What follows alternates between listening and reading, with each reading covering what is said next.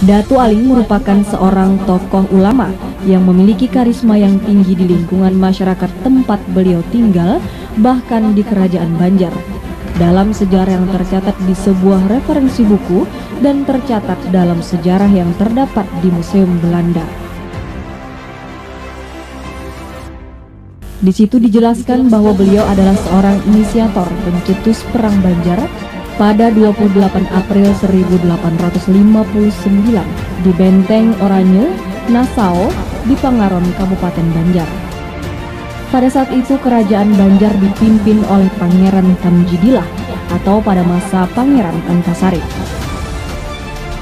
Sebagai pembalasan jatuhnya Benteng Oranye Nassau di Pangaron pada tanggal 16 November 1859, tepatnya pada malam hari, pasukan Belanda yang sangat banyak menggempur pasukan Datu Aling serta membumi hanguskan wilayah tersebut sehingga mengalahkan pasukan Datu Aling.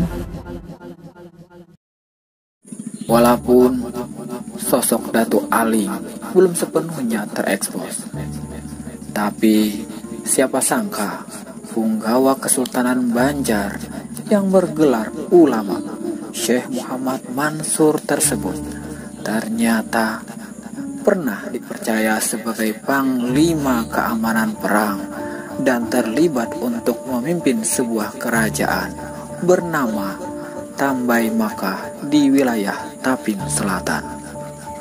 Bahkan kerabat dekat dengan Pangeran Antasari ini ternyata juga merupakan punggawa kepercayaan Sultan Adam pada masa itu.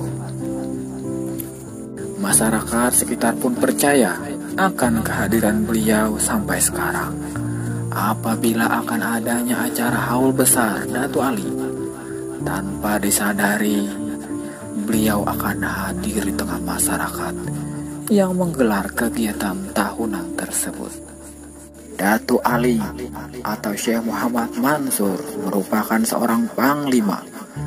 Menurut cerita, konon beliau bukan hanya seorang pejuang kemerdekaan dan ulama dari tanah desa Cempaka Lawahan, Kecamatan Tapin Selatan, Kabupaten Tapin ini.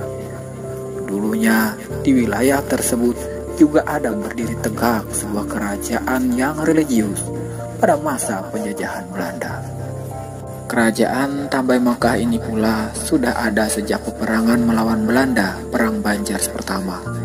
Bahkan yang pertama kali paling berani memberontak di zaman tentara asal negeri kincir angin itu untuk bisa mempertahankan hasil bumi. Hal itu ternyata dapat dicegah mereka dengan berbagai cara untuk bisa menjaga wilayahnya dari penjajah tersebut.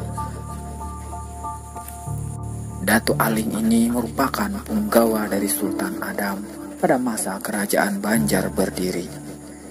Tak sampai di situ saja, Datu Aling juga ternyata terkenal dengan kesetiaannya terhadap Sultan Adam yang sempat tinggal di kota Martapura sebagai punggawanya bersama panglima kepercayaan Kesultanan Banjar, yaitu Demang Lehman. Serta ia juga dipercaya oleh pihak kerajaan sebagai panglima keamanan di wilayahnya itu. Setelah Sultan Adam meninggal, akhirnya digantikan oleh putranya, Pangeran Tamjidillah sebagai pewaris tahta kerajaan. Akan tetapi, dari rakyat maupun ulama tidak menyukai adanya penyerahan tahta tersebut kepada keturunan dari Sultan Adam, sosok Datu Aling dalam masa kerajaan Banjar. Dari Banua V hingga Banua VI, dan khususnya di Martapura dalam masa itu, sebenarnya tidak menyukai dengan Tamjidillah.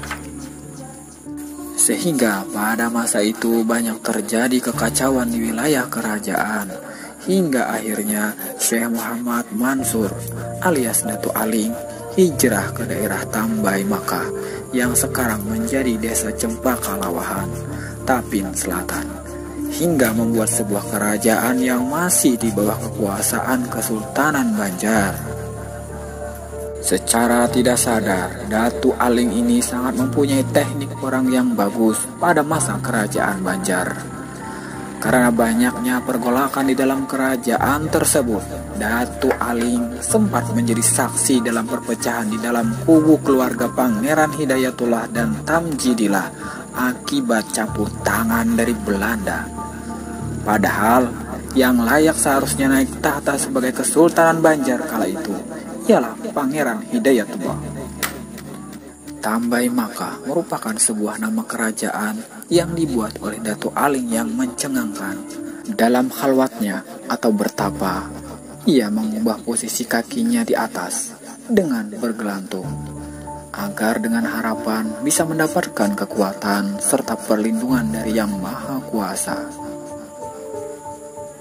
Pulang kampung itu bukan untuk berperang, tapi untuk niat ibadah dengan tujuan mendekatkan diri kepada Allah Subhanahu wa Ta'ala. Sejarah tentang pesan gaib yang muncul setelah beliau melakukan khalwat atau bertapa itu selama 9 bulan 9 hari. Bunyi dari pesan itu dalam bahasa Banjar. Ikam nang baamal dengan kesukaan aku. Akan permintaan ikam mendapatkan negeri nang pagustian ikam batatap. Kerjakan babunyian serta anak ikam yang suka begegandutan. Limbah sudah jadi babunyian, raja-raja gaib manulung ikam. Sakira jadi selamat negeri dan raja pun tatap.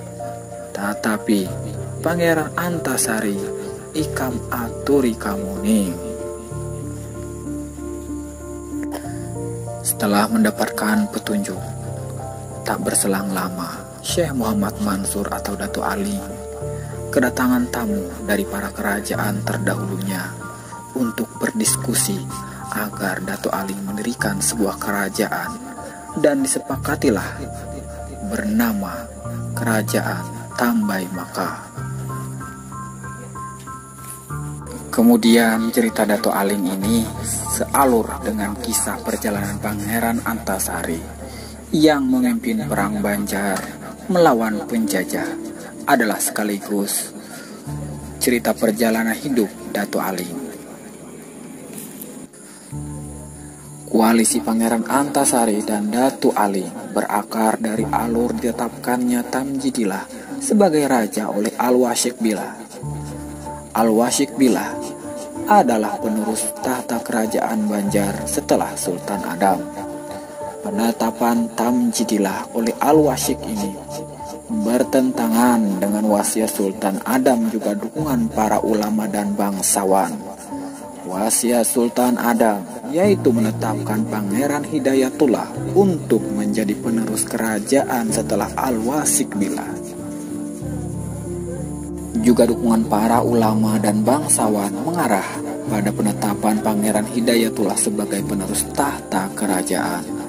Ehwal penetapan Tamjidillah sebagai raja ini diduga keras karena intervensi penjajah Belanda terhadap politik internal kerajaan Banjar. Inilah yang akhirnya melatar belakangi munculnya usaha perlawanan terhadap rezim kerajaan dan penjajah Belanda dari Banua Ampat, Kabupaten Tapin, dan daerah-daerah yang termasuk wilayah Kabupaten Hulu Sungai Selatan sekarang. Lalu disusul oleh daerah-daerah lain dengan semuanya secara legitimate didukung oleh salah satu pangeran, yaitu Pangeran Antasari. Pangeran Antasari termasuk pangeran yang sangat menentang penetapan Tamjidillah sebagai raja, lalu mengharapkan Pangeran Hidayatullah yang menduduki tahta. Lebih tepatnya dan gamblangnya, perlawanan terhadap rezim yang telah disetir Belanda dengan ditetapkannya Tamjidillah sebagai raja. Dipimpin oleh Pangeran Antasari yang berkoalisi dengan Datu Aling, pemimpin kerajaan Tambai Maka. Koalisi ini diperkuat dengan menikahnya salah satu putra Pangeran Antasari, Muhammad Said, dan salah seorang putri Datu Aling bernama Saranti alias Putri Junjungbui. Sahabat Alkisah, untuk lebih dalam tentang sejarah Datu Aling, sepertinya kita harus membaca tentang sejarah Banjar dan juga Pangeran Antasari. dalam buku berjudul Pangeran Antasari yang ditulis oleh Datu Sejarawan Muhammad Idwar Saleh dan Sri Sujiati Ningsih.